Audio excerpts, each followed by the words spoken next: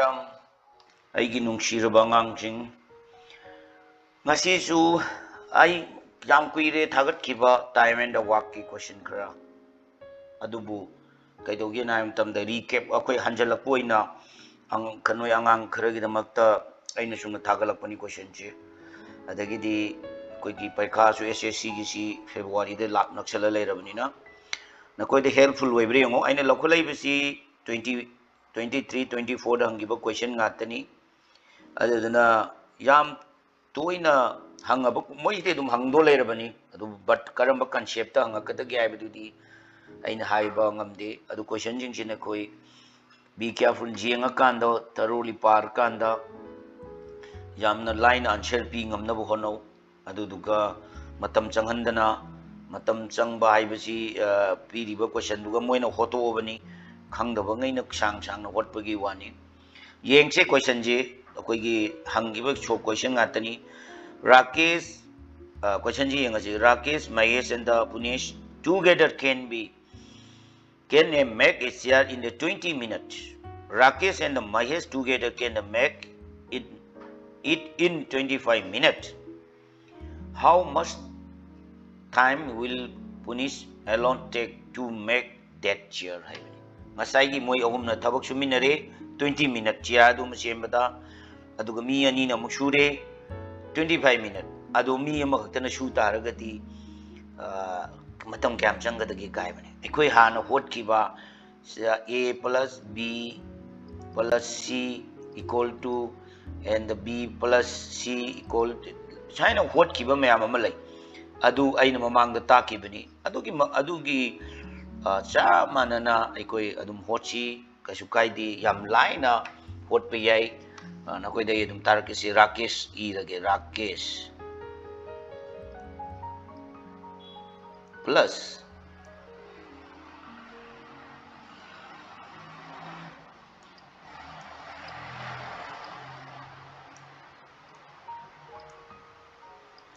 Mahesh Punesh minute kya anu sange haise 20 minute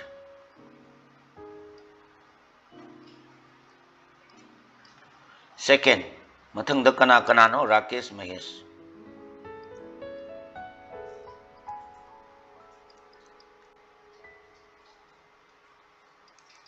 kya 25 minute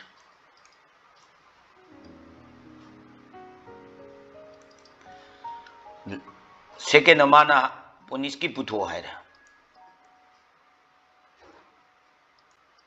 ma mathanta shudadi minute kya changadagi share do hai bani aine he haibado ani ji into tawro kya targi yengasi si moi ahumna shubai ne moi ani na shubai ne into tawro kya tare 20 into 25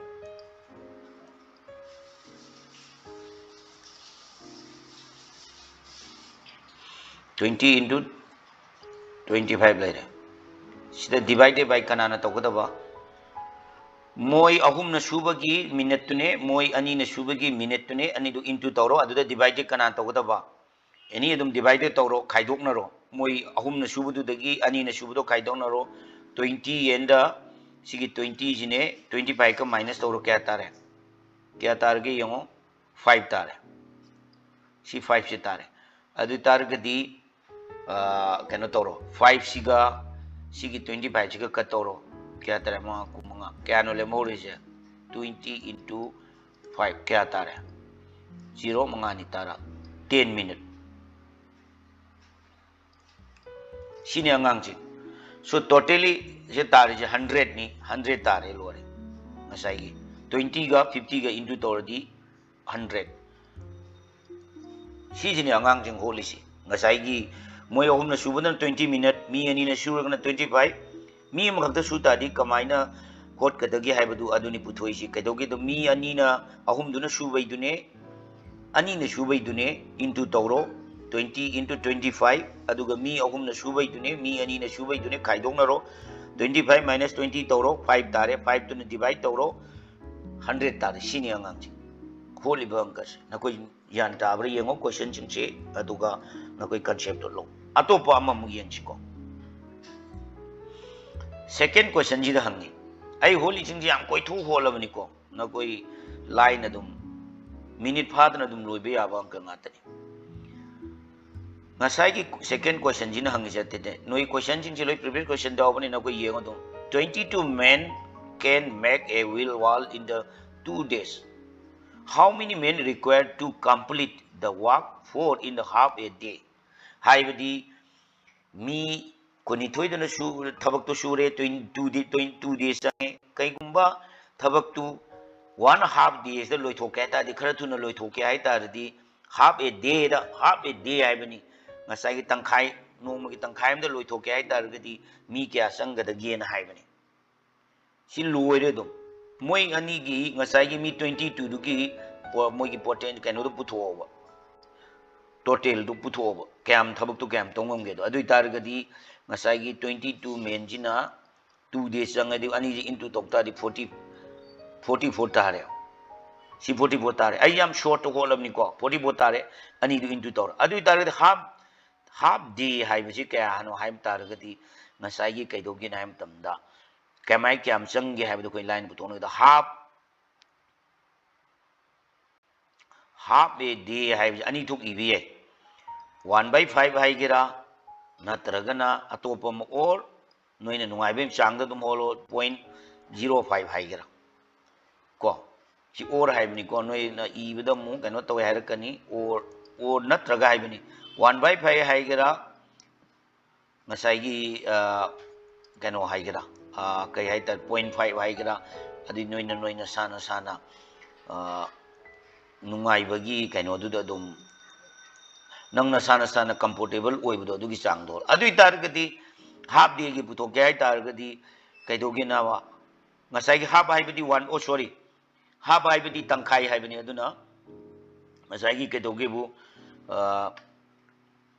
nang na holi bu gi half hai bani adu half hai tar gadi si 1/2 hai bani sorry ai 1/5 hai bani te ko sorry tangkhai 1 by half hai tangkhai hai bidi 1/2 hai re jen tho ga sumaina le 0.5 le re ado anoi ani ji manung do honing ba madum holu yai ko ado correction tori half ai bi 1 day half ai bi ngasai gi tangkhai do tawro yare ado tar ga di 44 da divide tawro 44 da ngasai half to na divide tawro ado tar ga de numerator denominator on thong na ro ado tar di sai gi makha da le be mi ji mathak talani 1 do mang gre ado tar di 44 into 2 kya tar 88 jangane chini answer ji sumai no hot kani ko angang je na koi ni yengo adu karam bana better oige haibu tu holaga dum loi ta bani ai holi si am short to hola bani si hangraba question ngak tani mathang da ju hangak pu ju jai ko next question lama gam nai na si next question lama gam nai na si sigi question jina hai jate na te a can finish a work in 18 days b can do the same work half time taken by the A haibani. Then the together what part of the same work can finish in the day haibani. Haidi ani duna changagadi kaidoge na haiba matamda numitu kya ni changadagi haibani. Si am lai gra poni da adana koi na khangadabadi ngasai gi ahambada yeduma iraga uisa ira tagla ge e jina kya ba A can finish the work in the 18 days, I believe. Same work to B can do the work in the half time, I believe. Half by taken by A. A do ki half by targadi 18 do ki tangkai se kya no 9 natro 9 days. 9 days never. Hi beti A can finish work in the 18 days. B can do the same work in the half time taken by the A hai bani E do ki tangkai har ga 18 de 2 ne divide to di 9 chini adu koi thok pi de noi na hot kya ga na ngasai gi sida lai re E do kya no 18 ne E gi 18 ji da 2 tangkai hai ni 2 ne yelo only try ba si lai re adu ita de work together mabani na ngasai part work to ngasai gi kai hai tare तौता निमित सूता क्या नहीं लोगदगे है अदु तादी ngसाई थबक अमदु पुथोके है तारगदी नोंगदा थबक माई 18 दुना into तौरो plus सी ए की part नि सिना ए की बी की पार्ट तसु मु हाइरे थबक अमदु ngसाई 9 दुना मा चंग नाइबदु 9 दु इंटू तौरो अनि जी एलसीएम तौरो क्या तारे 18 तारे 18 ना 18 द जेलदी 1 1 दुगदी 1 प्लस 9 18 द डिवाइड तौ तारगदी 2 2 दो तारगदी सी 1 जिगा होता अदुम कोइ थोलगे 1 into 2 सी क्या नोय अदुम खंगनी 1 plus 2 plus 18 अदु तादी 3 by 18 सी कट तौरो क्या तारे तोम ट्राइबा अदु तादी 1 by 6 नेबा मांगी ngसाई चंग थम मतम अदु तादी आंसर जे करम चुमे ए जी चुमे सी ए जी चुमे सी याम कोइथो होलबनी नकोइन होटप मतम द दुम सेकंड खर द दुम लोइबा अंक गातनी सो अदुना आइना पुरैबा क्वेश्चन सिंग सिना कोइ द होपफुल कनो ओइतार गदि काना बोइतार गदि लाइक तोरमु सब्सक्राइब तोरमु शेयर तोरमु कमेंट पिरमु मथंगी फजबा जबा अंक जिंgai होटलगा मोंग ताबा अदुमई पोरकिको